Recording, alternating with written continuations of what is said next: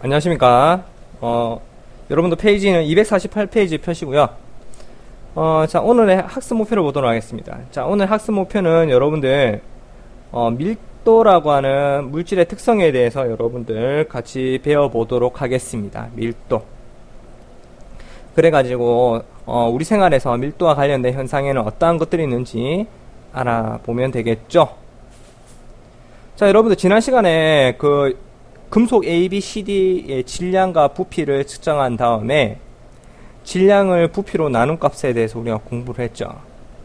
자, 근데 여러분들 살짝 복습하자면 그 질량이라고 하는 개념 있잖아. 질량이라고 하는 개념은 장소에 따라 변하지 않는 물질의 고유한 양인데 단위는 주로 뭘 씁니까?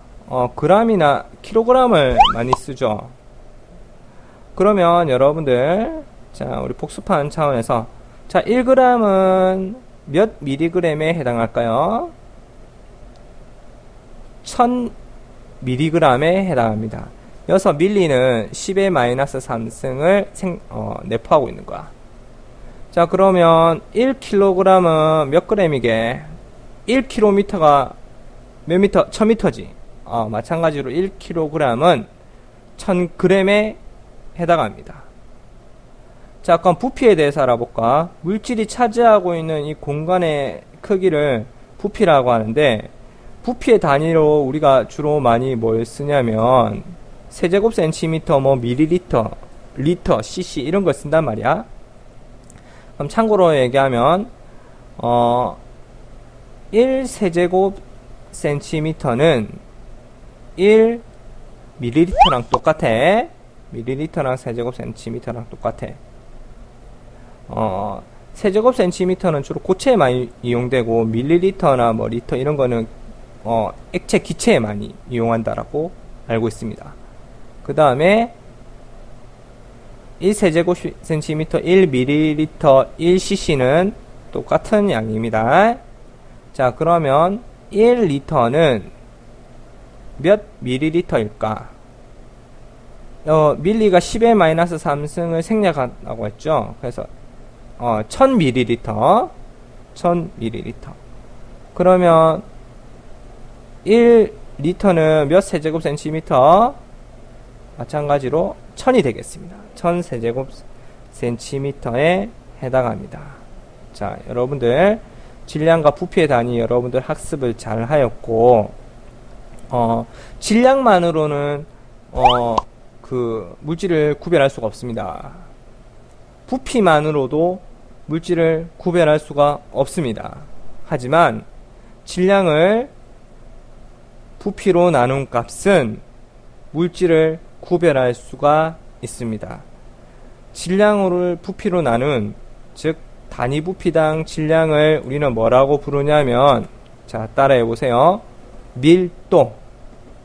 밀도라고 합니다. 그래서 이 밀도는 양에 관계없이 일정하다. 즉, 금의 밀도가, 여러분들 금이 1kg을 가지고 있던 1000kg을 가지고 있던 질량분의 부피를 하면 똑같다 이 말입니다. 19.3g/s 세제곱센티미터로 똑같아요. 밀도의 단위는 주로 여러분들 g/세제곱센티미터 또는 g/ml 이런 단위를 많이 씁니다.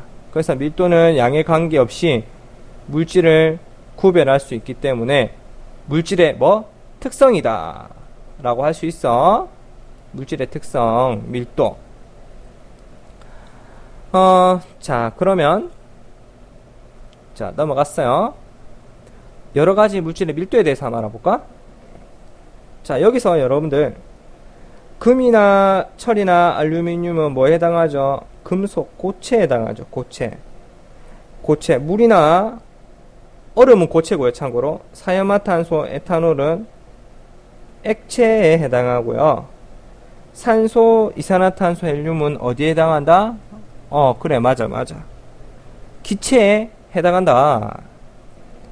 그럼 고체, 액체, 기체를 비교해 봤을 때 주로 어디가 밀도가 크니? 보시다시피 고체의 밀도가 아주 큽니다.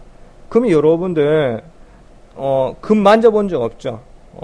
금기를 만져보면 생각보다 좀 무거워요. 왜냐하면 같은 부피라고 가정했을 때 뭐가 크다? 질량이 크기 때문에, 즉 밀도가 크다라고 할 수가 있어요. 보통 금속들 중에서 가벼운 기체다, 즉 밀도가 작은 기체다라고 할 수 있는 게 알루미늄이죠. 알루미늄. 그리고 물은요, 딱 밀도의 기준입니다. 1g/세제곱센티미터. 세제곱센티미터. 1세제곱센티미터의 부피를 가졌을 때 1g을 가지죠. 밀도가 1이에요. 근데 물이 얼음이 되면요, 밀도가 어떻게 될까요? 작아집니다. 그래서 물 위에 뭐가 떠요? 물 위에 얼음이 뜨잖아. 여러분들 바다 가보면 빙하가 뜨죠. 얼음. 왜냐하면 밀도가 작기 때문이야. 물이 얼음으로 변하면 밀도가 작아진다는 사실을 기억해 두시고요. 보통 액체 중에서 물이 밀도가 큰 편인데, 물보다 밀도가 큰 게 있어. 그게 뭐냐면 사야마탄소입니다. 사야마탄소고요. 그 다음에 물보다 작은, 밀도가 작은 여러분들 에탄올이 있습니다. 0.79. 그리고 고체, 액체보다 기체가 어떤 특징이 있냐면, 자, 여러분들 좀 필기 좀 해주세요. 기체는 고체나 또는 액체보다 밀도가 매우 작다. 밀도가 정말 작습니다. 같은 부피라고 가정했을 때 질량이 너무너무나 작습니다. 그러면 이러한 기체의 특징이 뭐냐면, 온도 또는 압력에 따라서 밀도가 크게 어마어마하게 변할 수가 있습니다. 자, 여러분들, 온도가 증가하면 기체의 밀도는 어떻게 될까? 온도가 증가하면 기체의 부피는 커지겠지. 아주 크게 증가합니다. 그럼 밀도라고 하는 게 부피분의 질량이었잖아. 그럼 부피가, 질량은 그대로인데 부피가 커지니까 당연히 밀도는 어떻게 될까요? 크게 작아지게 됩니다. 오케이? 만약에 온도가 작아지게 되면 부피가 작아지고 밀도는 커지게 되겠죠. 자, 그리고 기체의 밀도는 압력에도 크게 영향을 받는데, 압력이 증가합니다. 그럼 분자와 분자 사이의 거리가 가까워지겠죠. 그럼 부피가 어떻게 돼? 크게 감소하거든. 부피가 크게 감소하면은 질량 그대로인데 부피는 감소한다. 그럼 밀도는 어떻게 돼? 밀도는 크게 증가합니다. 그래서 기체는 온도와 압력의 영향을 크게 받기 때문에 기체의 밀도를 나타낼 때는 항상 요 밑에 표를 보시면 1기압 25도씨, 압력도 나타내고 온도도 함께 나타낸다. 함께 표시해 줘야 된다. 꼭 명심해 주십시오. 기체의 밀도에 대해서 알아보았습니다. 온도와 압력에 따라서 크게 변한다. 근데 고체와 액체는 조금 온도에 따라서 부피가 변할 수 있는데 기체만큼 크게 변하지는 않습니다. 자, 그러면 밀도를 이용한 왕관의 아르키메데스 이야기 한번 볼게요. 왕관이 순금이 아니래. 세공사가 금을 빼돌렸대. 세공사가 금을 빼돌렸대. 아유, 아르키메데스 왜 그래? 유레카 알죠? 무슨 일 유레카. 생겼어? 뭐 하는 거야 지금? 뭐 하는 거야? 아이고 저 일을 어떻게 하나? 아이고 일을 어찌? 아르키메데스, 이번에 새로 만든 왕관이 순금이 아니라는 소문이 있어. 이 왕관이 순금인지 아닌지 밝혀주기 바라오. 예.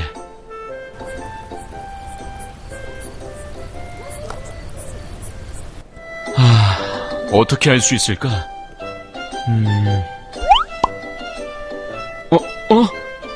내 몸의 부피만큼 물이 넘치네? 유레카! 유레카! 유레카. 순금과 왕관의 질량은 같습니다. 왕관이 순금으로 되어 있다면 순금과 왕관의 넘친 물의 양이 같아야 합니다. 부피 같아야 되니까. 하지만 넘친 물의 양이 다르므로 왕관은 순금이 아닙니다.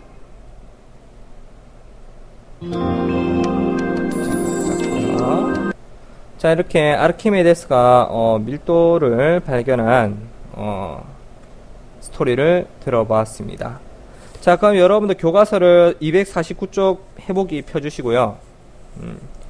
자, 물이 3분의 1 정도 담긴 컵에 식용유를 부었다. 식용유 어느 정도 채우고 얼음, 알루미늄 조각을 넣으면은 위치가 어떻게 나타날까? 그걸 우리가 알기 위해서는 밀도를 알아야 되겠습니다. 맞죠?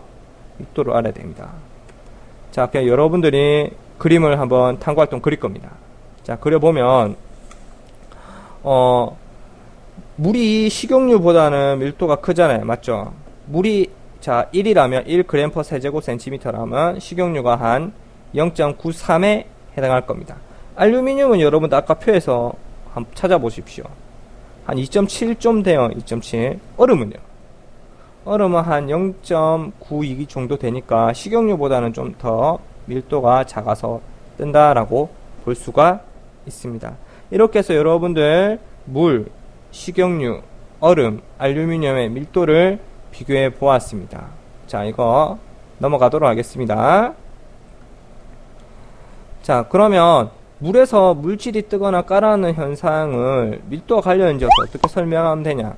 예전에는 여러분들 가벼워서 뜬다, 무거워서 가라앉는다 했죠. 이제는 그런 표현 쓰면 안 돼.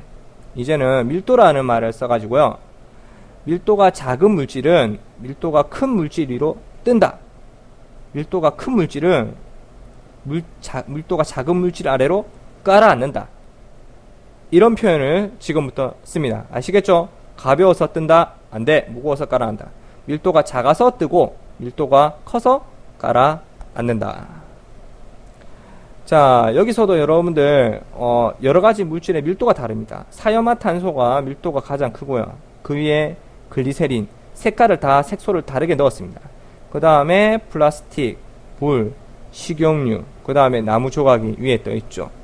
자, 보시다시피 밀도가 작은 물질은 밀도가 큰 물질 아래로 위로 뜬다. 큰 물질 위로 뜬다.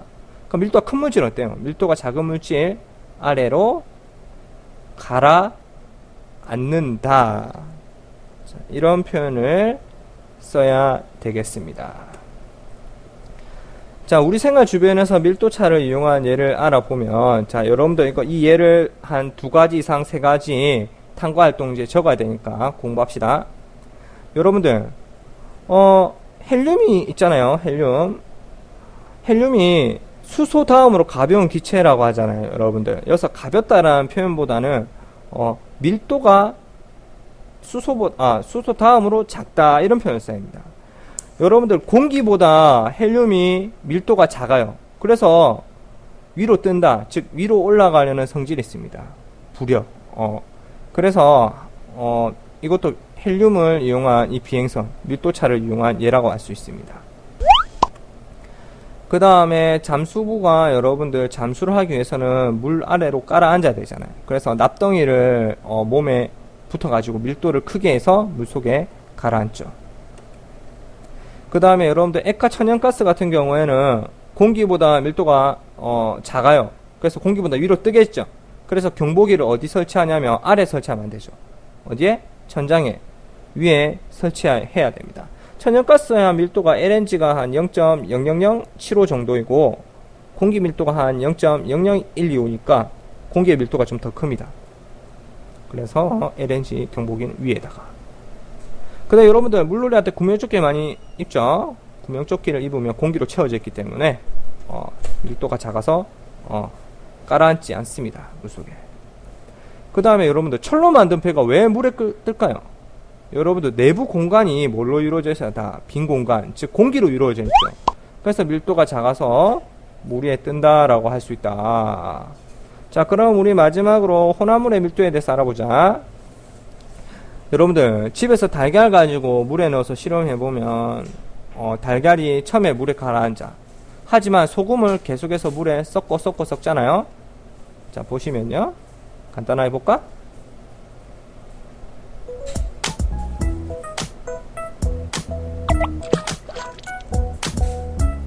소금 더 넣자. 소금 넣으면 넣을수록 어떻죠? 그렇지. 소금을 넣으면 넣을수록 달걀이 점점 위로 뜬다는 걸 알 수가 있습니다. 그럼 우리는 이를 통해서 무엇을 알 수 있느냐? 바로 혼합물의 밀도는 성분 물질의 혼합 비율에 따라 달라지는데, 소금을 많이 섞으면 섞을수록 이 소금물의 밀도가 어떻게 돼요? 점점 커지게 되는 거지. 자, 그래서 혼합물의 밀도는 성분 물질의 성능 뭐에 따라서 달라진다? 맞습니다. 비율에 따라서 달라진다. 비율 꼭 기억해 주세요.